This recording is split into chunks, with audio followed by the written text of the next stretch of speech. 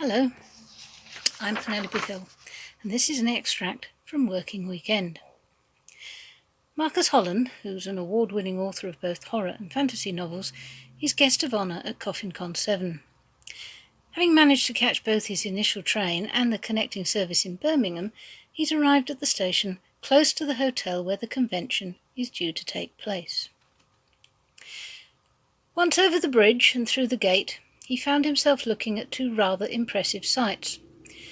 One was the vista that dropped away to the right, revealing a narrow valley in which nestled what had been a town and was now the suburb of Westeringford, a mix of sturdy Victorian buildings, silver-minded architecture, and a number of more modern structures.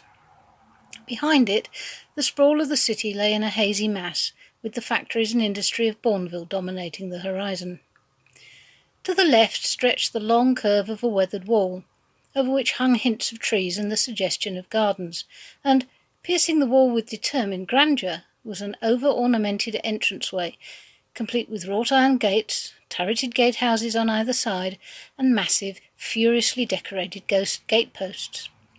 There were carved lions, curved urns, curling stone acanthus leaves, bunches of grapes, and what might have been a caryatid or two supporting the jutting slabs on which the lions sat. There was a sign on the right-hand gate that declared, "Welcome to Westeringford Grange." Beyond the gates stretched a long gravel driveway, and at the end of that stood the hotel. "Wow," he heard someone say. Someone else began to sing a vaguely familiar tune. "There's a light over at the Frankenstein place," the rest of the crowd chorused, and the spontaneous melody dissolved into hoots of laughter. Marcus simply stood and stared.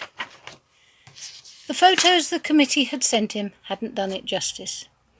Bits of it had looked familiar, of course, since its exteriors had been used as backdrop and scene setting in a number of well-known films, from old-style Hammer horrors in the 60s and 70s, edgy art studio pieces in the 80s, to at least one Bond movie, and it had even appeared, once or twice, in classic Who. But the publicity shots had played down the looming Gothic look in favour of stately elegance and formal classic architecture. Even the image on the website focused on the main frontage overlooking the formal gardens, rather than revealing anything about the place as a whole. Westeringford Grange promoted itself as a development of an old baronial manor, upgraded into stately home in the early 18th century and subsequently refurbished by a wealthy Victorian industrialist. What they didn't tell you was that he'd used Bram Stoker's architect to do it. It was huge, 3, even 4 stories high in places, with bold and brooding Gothic features that would have made Pugin proud. There were turrets and towers and crenulations aplenty, decorating a dark and bulky building that was pierced, there was no other word for it, by row upon row of arched, balconied and overly ornate windows. It didn't belong in the middle of a carefully landscaped garden, no matter how naturalistically it had been designed. It demanded a bleak and weathered heath to dominate, one racked by bitter winds and that had wolves prowling across it, ready to howl at the moon in the middle of the night. From this angle it looked like some wannabe vampire's wedding cake. Half castle, half cathedral, all rebuilt ruin, accented with gargoyles and decoratively carved stonework, and shrugging down along the rise of a ridgeline with the hunched determination of some mythical wounded beast. Spanner had been wrong. He'd said it might suit as a location for the next Jackson Hobbs adventure, but it came straight out of Carpathia via a storm-racked Whitby Abbey. Hobbs might be willing to visit, but Marcus knew which of his characters would really feel at home in the place.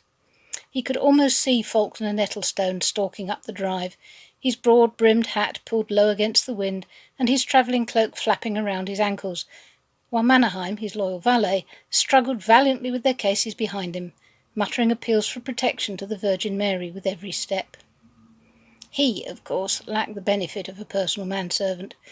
Appealing to the Virgin Mary wasn't going to help him either, although he might get round to thanking the fates for seeing him safely to his destination before the day was out. The small crowd had begun to peel off, heading towards the station car park, which lay tucked into the curve of the railway bank to the right of the station. There was a minibus waiting there, its driver already beginning to load luggage and passengers aboard. Marcus eyed the queue for a moment, then resettled the straps of his shoulder bag, checked the laptop case was still tucked in comfortably on the other side of him, and picked up the suitcase, starting down the final tier of the steps towards the road. The bus was going to have to make several trips to ferry the gathered fans and their piles of luggage across to the hotel. Mazzy and Lilith, even with Cordell's help, would probably occupy one trip all by themselves, and he didn't really want to stand around in the middle of a group of fans and find himself pestered with comments and questions. Marcus wasn't ready for all that just yet. He'd walk and enjoy the view. He looked right and left and then crossed the road, his suitcase bumping in his wake. 3 other people had apparently eschewed the convenience of the bus and had started walking up the drive ahead of him. None of them looked like anyone he knew, so he let them set their own pace and strolled leisurely in their wake, content to enjoy the remnants of the sunshine while it lasted.